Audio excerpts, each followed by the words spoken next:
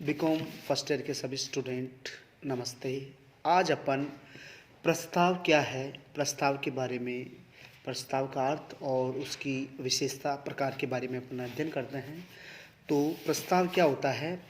धारा 2(1) के अनुसार जब कोई एक व्यक्ति किसी दूसरे व्यक्ति को अपनी इच्छा इच्छा से किसी कार्य को करने का करने कार्य को करने के लिए दूसरे व्यक्ति के सामने उसको प्रकट करता है और दूसरा व्यक्ति स्वेच्छा से उस कार्य को संपादित करवाने के लिए या पूरा करने के लिए सम्मति या सहमति दे देता है, तो उसको प्रस्ताव कहा जाता है। यानी प्रस्ताव का अर्थ ये होता है कि जब एक व्यक्ति किसी कार्य को करने के लिए कोई अपनी इच्छा प्रकट करता है दूसरे व्यक्ति के सामने और दूसरा व्यक्ति सहज हृदय से स्वतंत्रता से, फ्रीडम होके, दबाव में नहीं, फ्रीडम होके उस पर सहमति दे देता है, तो उसको अपन क्या कहते हैं? प्रस्ताव कहते हैं। अब प्रस्ताव, जो व्यक्ति प्रस्ताव करता है उसको अपन प्रस्तावक कहते हैं, और जिस व्यक्ति से अपन को सहमति देता है जो व्यक्ति, उसको अपन प्रस्ताव ग्रहीता कहते हैं। प्रस्तावक और प्रस्ताव ग्रहीता। प्रस्तावक वो हुआ जिसने प्रस्ताव किया, और प्रस्ताव ग्रहीता वो हुआ व्यक्ति जिसने उस प्रस्ताव पर सहमति प्रकट कर दी। अब अपन प्रस्ताव की विशेषता के बारे में पढ़ते हैं कि इसकी क्या क्या विशेषता होती है प्रस्तावक की या प्रस्ताव की। तो सबसे पहले कम से कम दो पक्षकार का मतलब है कि प्रस्ताव करने के लिए, प्रपोजल करने के लिए दो व्यक्ति की आवश्यकता होती है, क्योंकि एक व्यक्ति के द्वारा क्या होता है? प्रस्ताव किया जाता है। एक व्यक्ति के द्वारा प्रस्ताव किया जाता है और दूसरे व्यक्ति के द्वारा उस पर सहमति दी जाती है। एक ही व्यक्ति प्रस्ताव करेगा और एक ही व्यक्ति स्वीकृति देगा, ये संभव नहीं है। यानी प्रस्ताव करने के लिए कम से कम दो व्यक्ति चाहिए। दूसरी विशेषता है किसी कार्य को करने। प्रस्ताव करने के लिए कोई न कोई कार्य अवश्य होना चाहिए। कार्य होगा, उद्देश्य होगा, जब भी जाके प्रस्ताव होगा कि हमको ये कार्य करना है। यानी कार्य का होना मस्ट है। कार्य होना चाहिए कि भाई ये कार्य किया जाएगा, इसके लिए प्रस्ताव किया जा रहा है, तो कार्य होना जरूरी होता है। तीसरा है पक्षकार की सम्मति प्राप्त करना। इसकी ये महत्वपूर्ण विशेषता है प्रस्ताव की, प्रपोजल की, कि जब आपने किसी व्यक्ति के सामने अपनी इच्छा प्रकट की है, अपना विचार रखा है, तो दूसरा व्यक्ति उस पर सहमति देगा और वो सहर्ष देगा, स्वतंत्रता से देगा, तभी जाके वो प्रस्ताव होता है। अगर अपन रिवाल्वर की नोक लेके या दबाव देके या चाकू छुरी लेके अपन बैठ जाते हैं कि इसमें हाँ कर, हाँ कर, हाँ कर, तो वो डर के मारे, मौत के मारे डरेगा, तो वो चीज़ क्या है? प्रस्ताव नहीं कहला जाता है। उसमें कानूनी रूप से उस चीज़ को, उस प्रस्ताव को स्वीकार नहीं किया जाता, क्योंकि आपने तो दबाव दिया, अपनी जान को बचाने के लिए इसने ऐसा किया है। तो कहने का मतलब है कि जब स्वीकृति दी जाती है तो वो क्या है? स्वतंत्र रूप से दी जाती है। फिर चौथी विशेषता है इसकी वैधानिक संबंध स्थापित करना।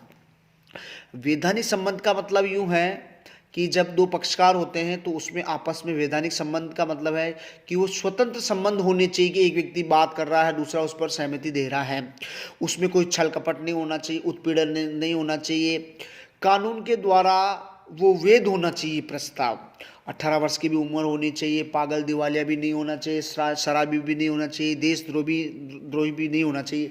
कहने का मतलब ये है कि उसमें वैधानिक संबंध अच्छे होने चाहिए जो कानून के द्वारा मान्य। और जो इसकी लास्ट विशेषता है कि प्रस्ताव का संवहन का मतलब है कि जो आपने प्रस्ताव किया है, अगले ने जो सहमति दी है, तो उसमें संवहन का मतलब वो पूरा होना चाहिए, पर्याप्त होना चाहिए, उसको वो संपादित होना चाहिए। कहने का मतलब कि वो प्रस्ताव, एक ने जो बात रखी है दूसरे ने सहमति पूरी कर ली है, प्रस्तावक ने भी अपना उत्तरदायित्व को निभा दिया है और प्रस्ताव ग्रहीता ने भी अपना उत्तरदायित्व निभा दिया। तो ये इसकी विशेषता हो गई, अर्थ हो गया, विशेषता हो गई। अब हम प्रस्ताव के प्रकार पढ़ते हैं। तो सबसे पहले जो प्रस्ताव है वो सबसे पहले ए पॉइंट पढ़ते हैं, प्रस्ताव करने की विधि के आधार पर। ए पॉइंट है प्रस्ताव करने की विधि के आधार पर, जिसमें अपन ये देखते हैं कि स्पष्ट प्रस्ताव। स्पष्ट प्रस्ताव वो होता है जो लिखित या मौखिक होता है। लिखित या मौखिक होता है जो ऐसा प्रस्ताव क्या कहलाता है, स्पष्ट प्रस्ताव कहलाता है। दूसरा गर्भित प्रस्ताव। गर्भित प्रस्ताव उसको कहते हैं जो लिखित या मौखिक के माध्यम से नहीं होता, अन्य किसी माध्यम से होता है, तो उसको अपन क्या कहते हैं, गर्भित प्रस्ताव कहा जाता है। बी पॉइंट आता है प्रस्ताव ग्रहीता के आधार पर। प्रस्ताव ग्रहीता के आधार पर, ये बी पॉइंट है, जिसमें विशिष्ट प्रस्ताव। विशिष्ट प्रस्ताव का मतलब है कि किसी विशेष व्यक्ति के द्वारा जो ये प्रस्ताव किया जाता है, विशेष व्यक्ति के द्वारा, कोई जो इम्पोर्टेंट आदमी होता है उसके द्वारा जो ये प्रस्ताव किया जाता है उसको अपन विशिष्ट प्रस्ताव कहते हैं।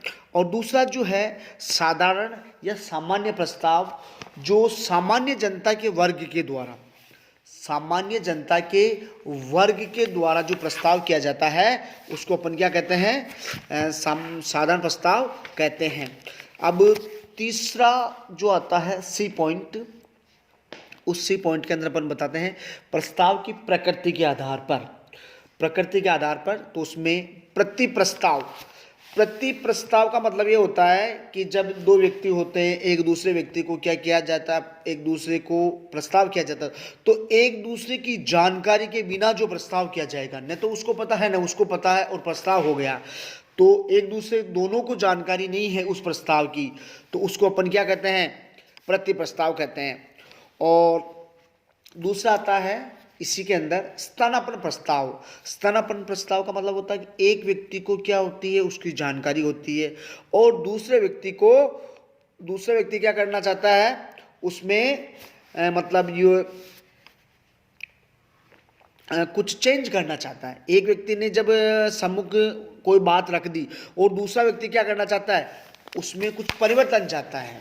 स्थानापन्न प्रस्ताव का अर्थ ये होता है कि एक व्यक्ति ने कोई प्रस्ताव किया और दूसरे व्यक्ति उसमें स्वीकृति तो देगा, लेकिन उसमें कुछ चेंज करना चाहता है कि भाई इसमें ऐसा नहीं होना चाहिए सर, ऐसा होना चाहिए, ये नहीं कर सकते, इसमें ये कर सकते हैं, अगर आप ऐसा करते हो तो मैं सोचता हूँ जहाँ तक कि भाई ऐसा हो जाना चाहिए, अगर ये सब चीज़ें हो जाती है मेरी इच्छा के अनुसार तो मैं भी इसमें आपको स्वीकृति देता हूँ।